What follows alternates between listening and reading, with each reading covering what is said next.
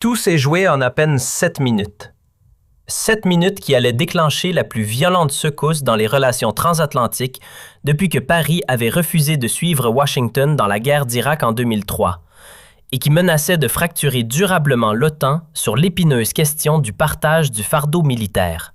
Quelques instants plus tôt, Donald Trump venait d'achever une tirade incendiaire contre ce qu'il appelait les Européens profiteurs, accusés de vivre confortablement sous la protection américaine sans payer le prix réel de leur sécurité.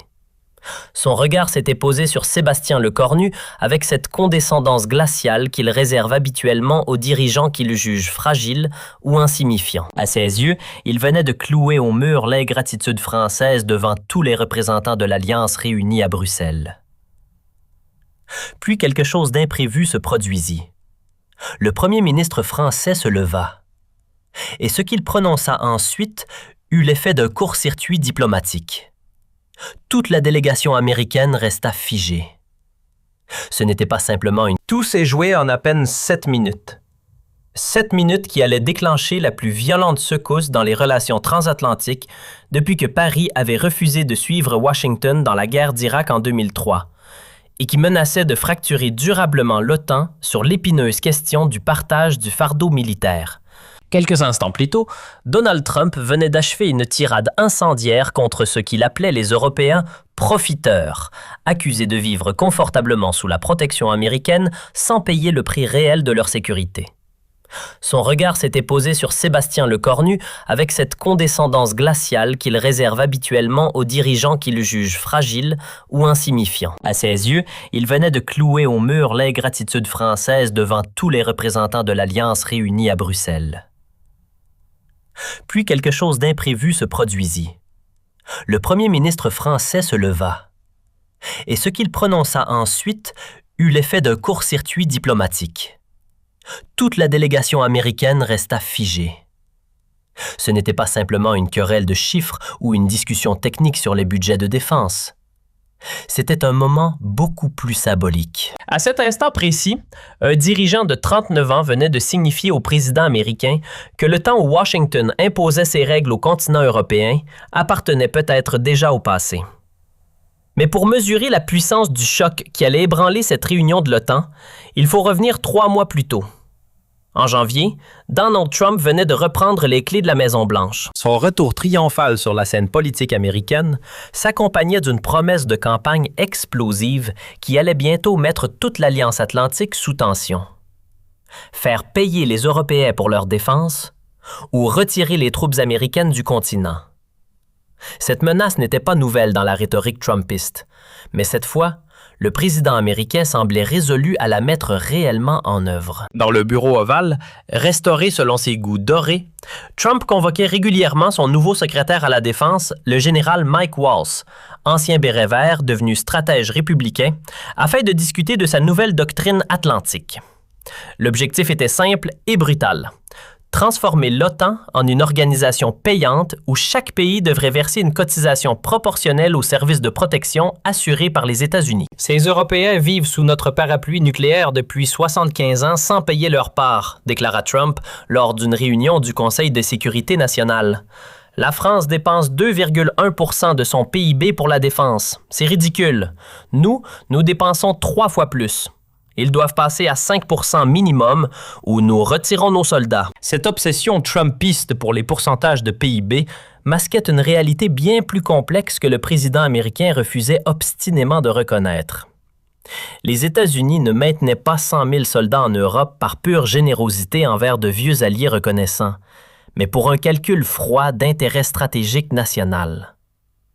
Les bases américaines dispersées sur le continent européen représentaient bien davantage que de simples garnisons défensives. La base aérienne de Ramstein en Allemagne, par exemple, servait de centre logistique majeur pour pratiquement toutes les opérations militaires américaines au Moyen-Orient et en Afrique. Sans cette plateforme stratégiquement positionnée, l'armée américaine devrait projeter ses forces directement depuis le territoire des États-Unis, ce qui multiplierait les coûts de transport par 4 et réduirait fortement les capacités de réaction rapide. Le Pentagone estimait que Ramstein permettait à elle seule d'économiser environ 23 milliards de dollars par an en coûts de projection militaire. Les installations de renseignement américaines en Europe constituaient un autre avantage stratégique majeur, systématiquement omis dans la comptabilité trumpiste.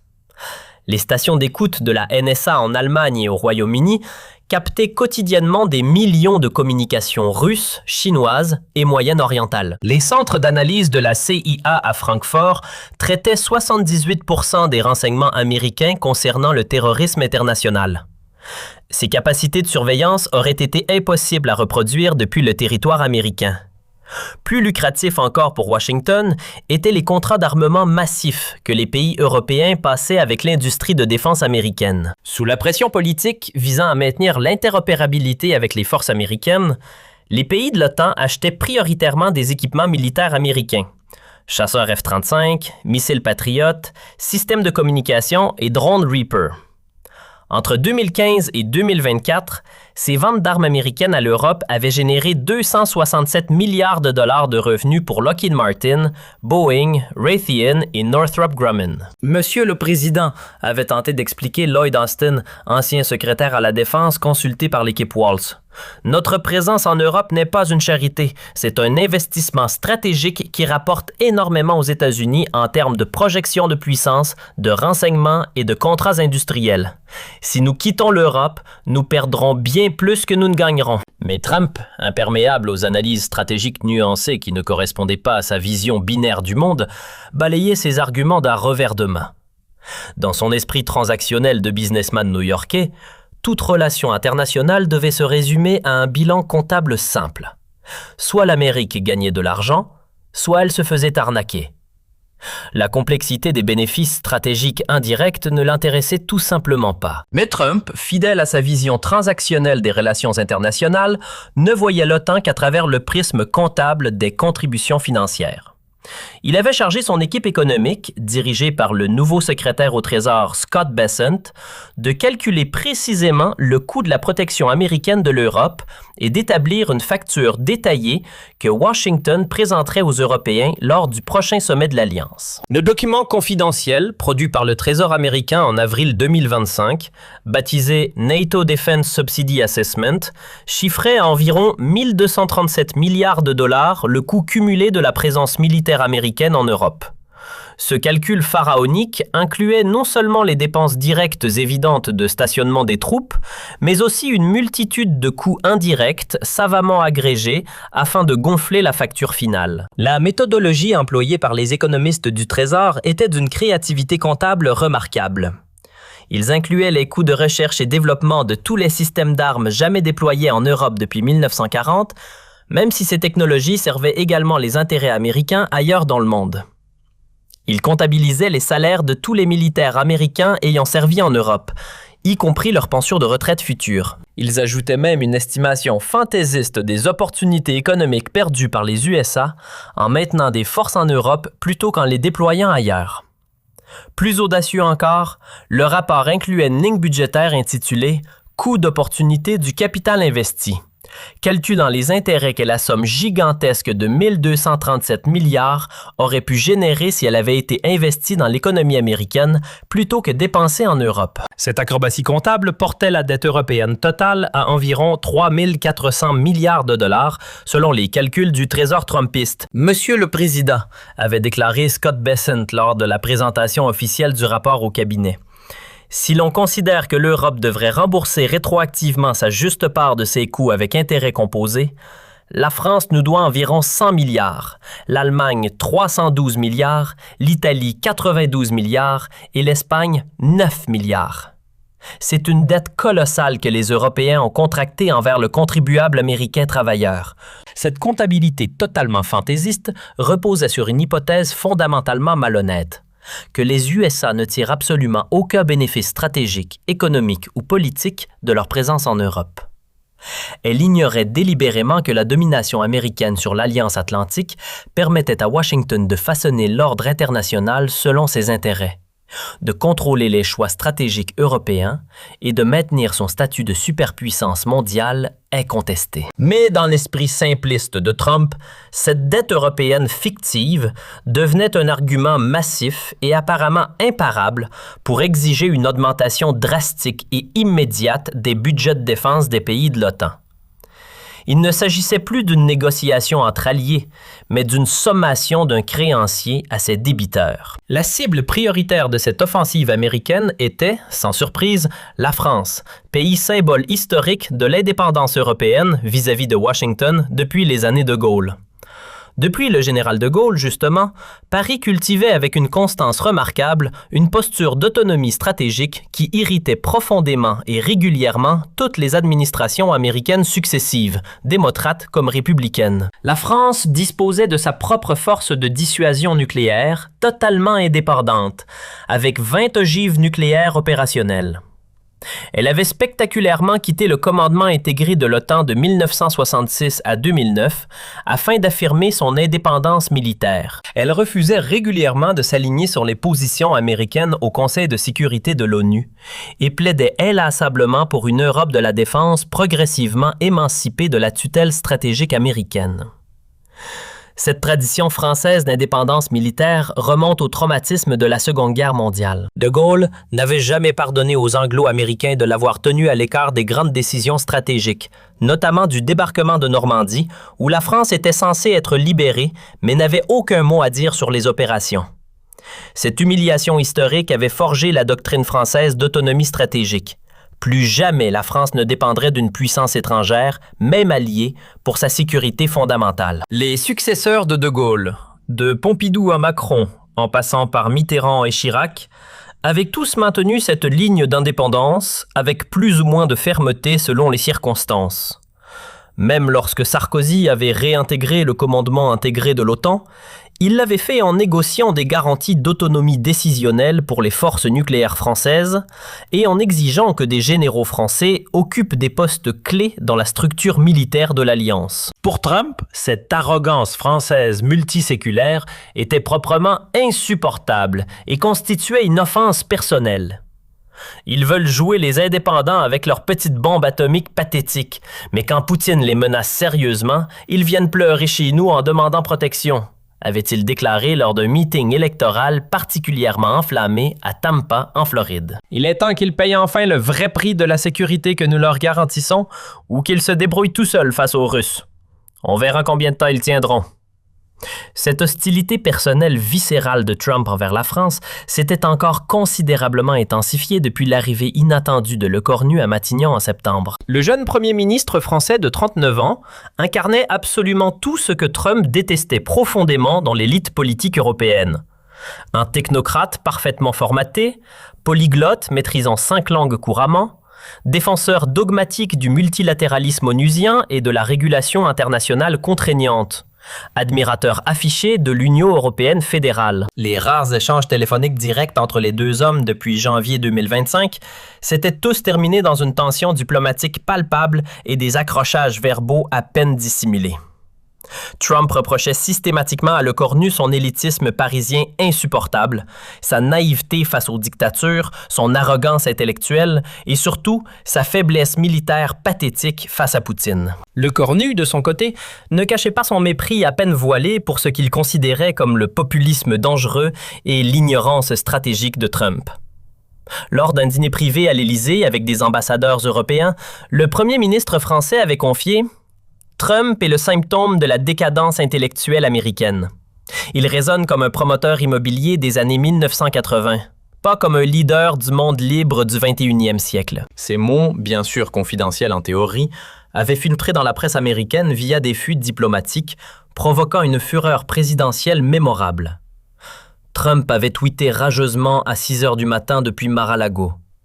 Le pathétique Lecornu, qui dirige un pays en faillite sociale, ose critiquer l'Amérique qui le protège depuis 80 ans.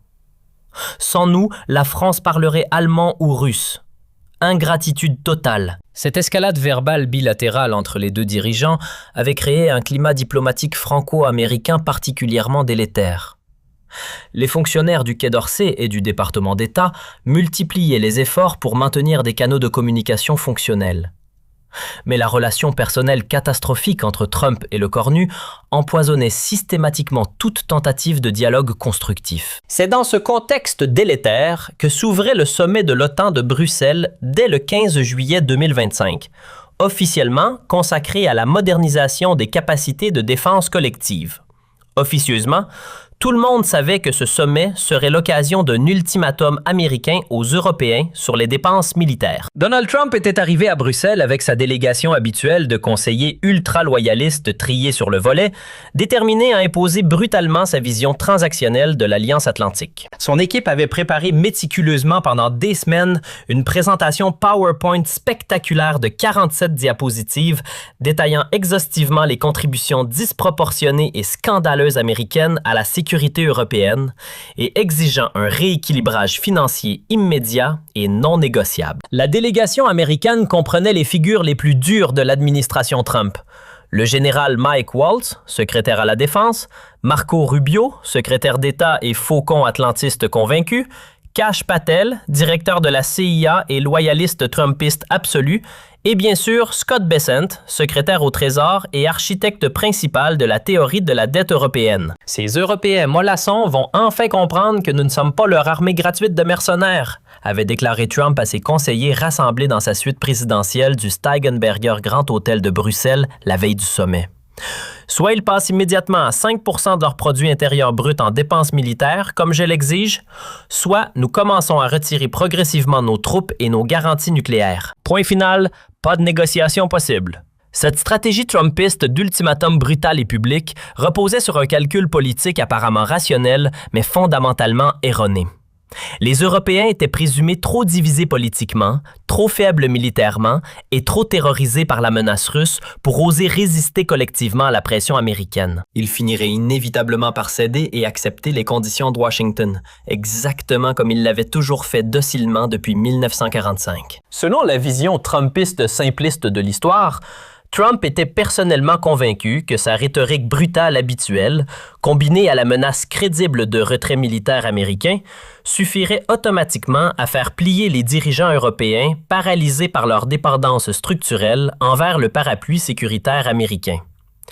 Il ne concevait même pas la possibilité d'une résistance européenne organisée. Le matin du sommet, l'équipe américaine avait organisé un breakfast briefing avec des journalistes triés sur le volet afin de préparer le terrain médiatique.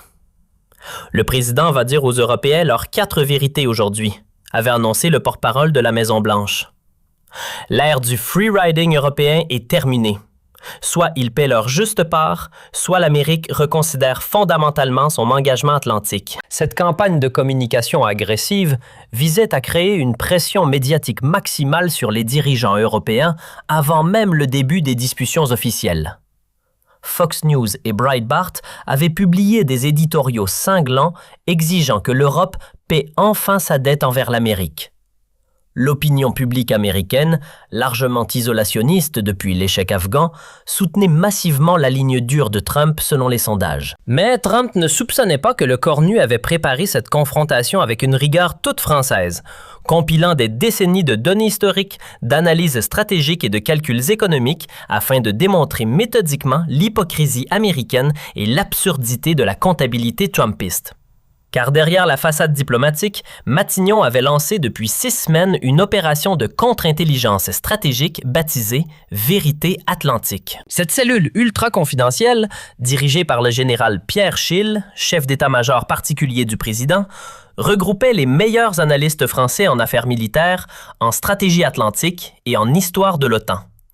Leur mission officieuse mais prioritaire, déconstruire méthodiquement, point par point, la propagande trumpiste sur les Européens profiteurs et préparer une réponse factuelle, imparable. Le dossier progressivement constitué par l'équipe française déployée à Matignon était d'une précision intellectuellement dévastatrice pour la rhétorique américaine. Il révélait systématiquement que la comptabilité trumpiste omettait volontairement et méthodiquement tous les bénéfices stratégiques, économiques, diplomatiques et politiques massifs que Washington tirait concrètement de sa présence militaire continue en Europe. Ainsi, les bases américaines permanentes en Allemagne, particulièrement le complexe géant de Ramstein, servaient quotidiennement de plateforme logistique absolument indispensable pour toutes les opérations militaires américaines déployées au Moyen-Orient en Afrique et en Asie centrale. Sans ces infrastructures européennes stratégiquement positionnées, l'armée américaine devrait projeter ses forces directement depuis la côte est américaine, multipliant les coûts de transport aérien et maritime par un facteur de 4 et réduisant drastiquement les capacités de réaction rapide qui constituent l'avantage militaire principal des USA. Le Pentagone lui-même, dans ses documents de planification stratégique classifiés que les services français avaient réussi à obtenir discrètement, estimait que les bases européennes permettaient d'économiser annuellement 34 milliards de dollars en coûts de projection militaire évités. Sur 75 ans, cela représentait 550 milliards de dollars d'économies directes pour le budget américain de la défense. Les systèmes de renseignement américains massivement déployés en Europe constituaient un autre avantage stratégique colossal, systématiquement omis dans la comptabilité trumpiste simpliste. Les gigantesques stations d'écoute électronique de la NSA, implantées en Allemagne, au Royaume-Uni et en Italie, captaient quotidiennement des dizaines de millions de communications téléphoniques et Internet russes, chinoises, iraniennes et moyen-orientales. Les centres d'analyse ultra sophistiqués de la CIA, installés à Francfort, Munich et Londres, traitaient informatiquement 78% du renseignement américain global sur le terrorisme international, le narcotrafic et la prolifération nucléaire. Ces capacités massives de surveillance et d'interception auraient été techniquement impossibles à reproduire efficacement depuis le territoire américain en raison des distances satellites et des limitations physiques de transmission des signaux électromagnétiques. L'Europe offrait simplement une position géographique idéale pour espionner tout l'hémisphère oriental de la planète. Monsieur le Premier ministre, avait expliqué avec satisfaction le général Schill lors du briefing stratégique final à Matignon. Les Américains nous présentent une facture unilatérale de 1237 milliards de dollars sur 75 ans de présence militaire en Europe. Mais nos calculs rigoureux démontrent mathématiquement qu'ils ont en réalité gagné plus de 140 milliards de dollars en bénéfices stratégiques directs, avantages commerciaux, profits industriels et économies opérationnelles grâce à leur implantation européenne. Selon toute logique comptable nette, ce sont eux qui nous doivent massivement de l'argent.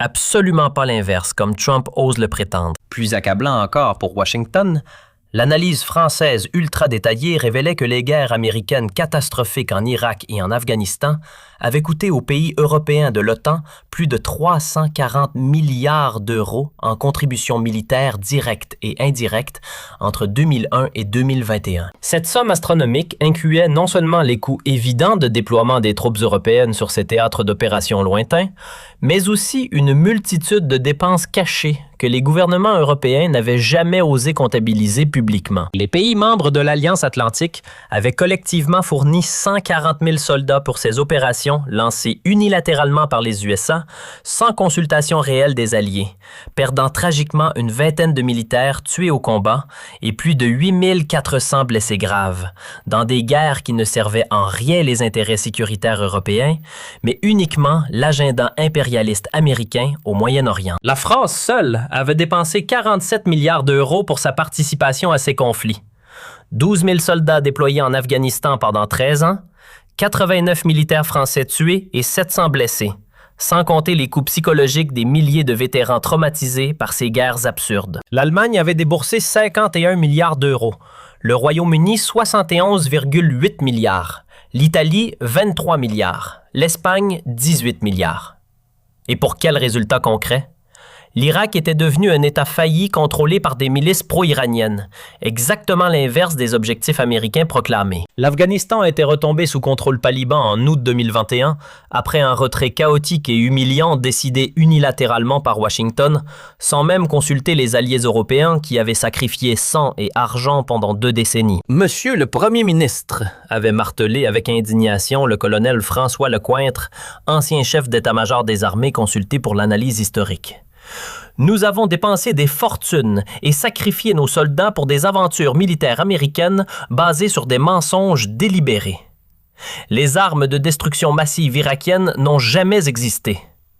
Ben Laden était au Pakistan, pas en Afghanistan. Ces guerres ont été des catastrophes absolues dont les Européens ont payé le prix sans en tirer aucun bénéfice. L'équipe Le Cornu avait également exhumé des documents déclassifiés prouvant que l'administration Bush avait exercé des pressions diplomatiques massives et des chantages commerciaux sur les pays européens réticents afin de les forcer à participer à l'évasion de l'Irak. Les gouvernements européens n'avaient pas rejoint ces guerres par conviction stratégique, mais par peur de représailles économiques américaines et par soumission à l'hégémonie de Washington. Le 15 juillet 2025, à 15h30 précise, dans la salle du Conseil de l'OTAN au nouveau siège de l'Alliance, Trump prit la parole avec cette assurance agressive qui caractérisait ses interventions internationales. Vêtu de son costume bleu marine caractéristique, avec sa longue cravate rouge, il incarnait parfaitement l'America First qu'il défendait depuis des années. « Mesdames et messieurs les chefs d'État et de gouvernement », commença-t-il avec ce ton direct qui faisait sa marque. Je suis ici aujourd'hui pour dire une vérité que trop de mes prédécesseurs n'ont pas eu le courage de dire. L'OTAN est un accord déséquilibré où l'Amérique paie et l'Europe profite. Son discours était typiquement trumpiste. Chiffres approximatifs, comparaisons douteuses, patriotisme économique et menaces à peine voilées. L'Amérique dépense 860 milliards de dollars par an pour sa défense. La France, 64 milliards, l'Allemagne, 63 milliards. Nous dépensons plus que les 30 autres pays de l'OTAN réunis. C'est inacceptable. Cette présentation des chiffres bruts omettait volontairement de mentionner que les USA avaient une économie 7 fois plus grande que la France et 5 fois plus grande que l'Allemagne, rendant la comparaison en valeur absolue totalement trompeuse. Mais Trump poursuivit sans se soucier des nuances économiques. Nous avons 100 000 soldats américains stationnés en Europe pour protéger des pays qui peuvent se permettre de payer leur défense, mais qui préfèrent dépenser leur argent dans leurs programmes sociaux généreux, continua-t-il avec un mépris évident. C'est le contribuable américain qui subventionne l'État-providence européen. Ça suffit. Cette rhétorique sur les Européens socialistes profiteurs était un classique du Trumpisme. Ignorant totalement que les dépenses sociales européennes finançaient des systèmes de santé et d'éducation dont les USA auraient bien besoin. Mais Trump ne s'arrêta pas là dans sa charge. L'accord était simple. Les pays de l'OTAN devaient dépenser 2% de leur produit intérieur brut pour la défense. Beaucoup ne respectent toujours pas cet engagement. Ce n'est pas suffisant. Nous exigeons maintenant 5% minimum, déclara-t-il en regardant directement la délégation française. La France dépense 2,1%. C'est ridicule. Ils doivent passer à 5% immédiatement ou nous retirerons progressivement nos forces du continent européen. Cette exigence de tripler les dépenses militaires européennes en quelques années est économiquement irréaliste et stratégiquement absurde. Mais Trump la présenta comme un ultimatum non négociable. Il termina par une menace qui glaça l'assistance. « L'Amérique ne sera plus le garde du corps gratuit de l'Europe. Soit vous payez le vrai prix de votre sécurité, soit vous vous débrouillez seul face à Poutine. Le choix vous appartient, mais nous ne négocierons pas. » Les applaudissements qui suivirent furent maigres et gênés, principalement de la part de la délégation américaine. L'Assemblée de l'OTAN était choquée par la brutalité de l'ultimatum trumpiste. Tous les regards se tournèrent vers Le Cornu quand il demanda calmement à prendre la parole. Le premier ministre français se leva avec cette dignité républicaine qui caractérisait la tradition diplomatique française, s'approcha du pupitre sans précipitation et fixa Trump droit dans les yeux avant de prononcer les mots qui allaient choquer Washington et diviser l'Alliance atlantique. « Monsieur le Président Trump », commença-t-il d'une voix posée mais tranchante, « je vous remercie pour cette démonstration parfaite de ce qu'est devenu le discours américain. Un mélange toxique d'arrogance et de comptabilité falsifiée. L'attaque était immédiate et frontale. Trump, visiblement surpris par cette agressivité française inhabituelle, fronça les sourcils. « Vous parlez de contributions déséquilibrées, continua Le Cornu en sortant un dossier de sa serviette. Permettez-moi de vous rappeler quelques faits que vous préférez manifestement ignorer.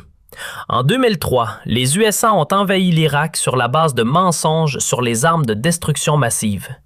Coût de cette guerre pour les Européens, 70 milliards d'euros et 767 soldats morts. Pour défendre quels intérêts américains, M. Trump? Ces statistiques sur la guerre d'Irak firent l'effet d'une bombe. L'Assemblée découvrait un angle de la relation transatlantique soigneusement occulté par la propagande américaine. Afghanistan 2001-2021, poursuivit Le Cornu méthodiquement. Les USA invoquent l'article 5 de l'OTAN après le 11 septembre. Résultat d'un temps de guerre, 140 000 soldats européens déployés. 13 milliards d'euros dépensés par les Européens pour finir par une débâcle totale et un retrait chaotique décidé unilatéralement par Washington. Chaque révélation était un coup porté à la rhétorique trumpiste. Trump tenta d'intervenir. « Monsieur le Premier ministre », mais le cornu l'interrompit sèchement. « Non, Monsieur Trump, c'est moi qui parle maintenant. Vous allez écouter. » Et il continua son démontage implacable. « Vous nous accusez de profiter de votre protection? Savez-vous combien les bases américaines en Europe rapportent à votre économie? 34 milliards de dollars par an en contrats locaux, en salaires dépensés, en avantages stratégiques. Rammstein en Allemagne et votre plateforme de projection vers le Moyen-Orient et l'Afrique. Sans elle, vos opérations coûteraient 40% plus cher. » Cette révélation sur les bénéfices économiques américains de leur présence en Europe touchait au cœur de l'argument trumpiste. Dans l'assistance, plusieurs délégués échangeaient des regards surpris. « Mais parlons surtout de votre comptabilité mensongère, » continua le cornu avec une colère contenue. « Vous dites que l'Amérique pèse 187 milliards. Vos économistes oublient de mentionner que l'industrie américaine de l'armement a vendu pour 340 milliards de dollars d'armes aux Européens pendant la même période. Qui profite de qui, M. Trump? » Cette contrefacturation française était dévastatrice. Elle démontrait que, loin de subventionner l'Europe, les USA tirent d'énormes profits de leur relation avec l'Alliance. « Et puisque vous évoquez les pourcentages de produits intérieurs bruts, poursuivit le cornu, permettez-moi de vous rappeler une réalité économique élémentaire. La France consacre 64 milliards à sa défense avec un produit intérieur brut de 3 000 milliards. Les USA, 867 milliards avec un produit intérieur brut de 22 000 milliards.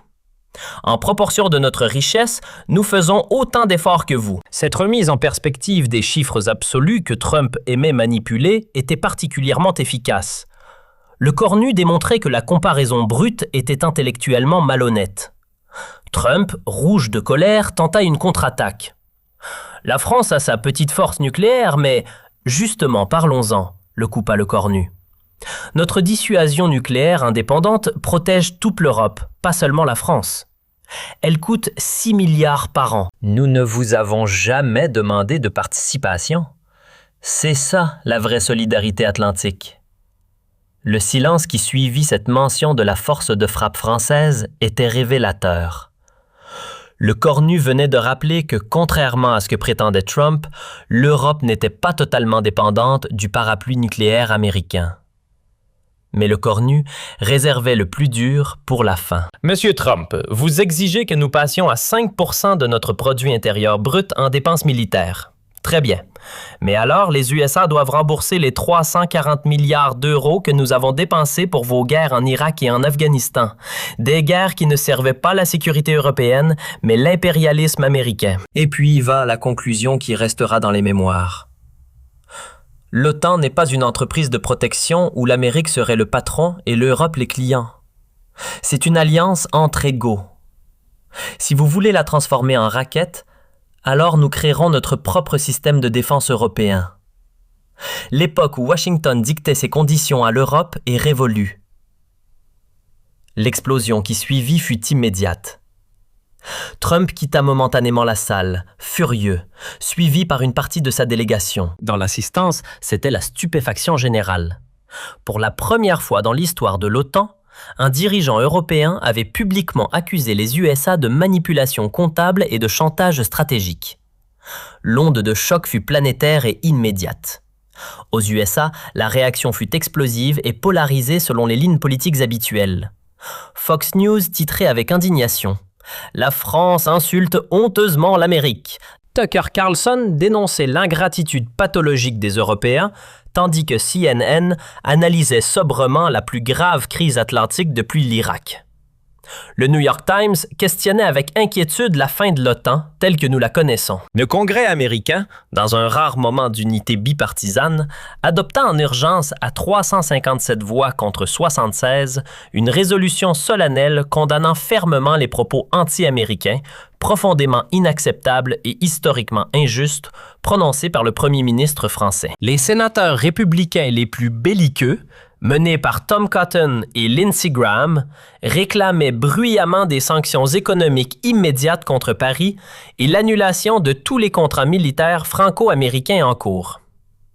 L'establishment de politique étrangère américain, traditionnellement atlantiste et pro-européen, était profondément divisé. Les néoconservateurs du Weekly Standard soutenaient Trump et exigeaient que l'Europe paie ou parte, tandis que les réalistes pragmatiques du Council on Foreign Relations mettaient en garde contre une rupture atlantique qui ne profiterait qu'à la Chine et à la Russie. Le Cornu a techniquement raison sur plusieurs points factuels, admettait Richard Haas, ancien président du Council on Foreign Relations. Notre comptabilité sur l'OTAN a toujours été politiquement biaisée. Dans les cercles académiques américains spécialisés en relations internationales, le discours de Le Cornu déclenchait des débats passionnés. À Harvard, le professeur Stephen Walt saluait le courage de dire enfin publiquement ce que beaucoup d'analystes pensent depuis des années sur l'hypocrisie de notre rhétorique atlantique. À Georgetown, l'ancien secrétaire à la Défense, Robert Gates, reconnaissait que les Européens ont effectivement payé un prix énorme pour nos aventures au Moyen-Orient sans en tirer aucun bénéfice stratégique. Mais en Europe, l'effet fut inverse, spectaculaire et quasiment unanime. De Berlin à Rome, de Madrid à Varsovie, de Stockholm à Athènes, les opinions publiques européennes saluèrent massivement et avec enthousiasme le courage historique français et la riposte salutaire à l'arrogance américaine. Les réseaux sociaux européens explosaient de messages de soutien à Le Cornu. Le mot dièse « Stand with Le Cornu » fut en tendance pendant 48 heures continues dans 23 pays européens. Pour la première fois depuis des décennies d'atlantisme docile et de soumission aux diktats de Washington, quelqu'un avait enfin osé publiquement tenir tête à l'hyperpuissance américaine sur son propre terrain rhétorique. Les sondages réalisés dans les jours suivants montraient que 78% des Européens approuvaient les propos de Le Cornu et estimaient que l'Europe devait affirmer son indépendance stratégique vis-à-vis des USA. Les dirigeants européens, même ceux traditionnellement les plus atlantistes et pro-américains, ne pouvaient ignorer ce tsunami d'opinion publique. Le chancelier allemand Olaf Scholz, habituellement très prudent sur les sujets transatlantiques, déclara que Monsieur Le Cornu a soulevé des questions légitimes sur l'équilibre des contributions au sein de l'Alliance. La première ministre italienne, Giorgia Meloni, pourtant proche idéologiquement de Trump, admit que certains arguments français méritent une discussion approfondie et honnête. Même en Pologne et dans les pays baltes, traditionnellement les plus pro-américains par peur existentielle de la Russie, l'opinion était nuancée. « Nous avons besoin de la protection américaine contre Moscou », reconnaissait le président polonais. Mais cela ne signifie pas que nous devons accepter d'être traités comme des vassaux corvéables à merci par Washington. 6 mois après cette confrontation historique, les conséquences géopolitiques étaient majeures. Les relations franco-américaines s'étaient considérablement refroidies. Mais paradoxalement, cela avait accéléré l'émergence d'une véritable Europe de la défense. L'Allemagne et la France, l'Italie et l'Espagne lançaient un programme commun d'armement de 200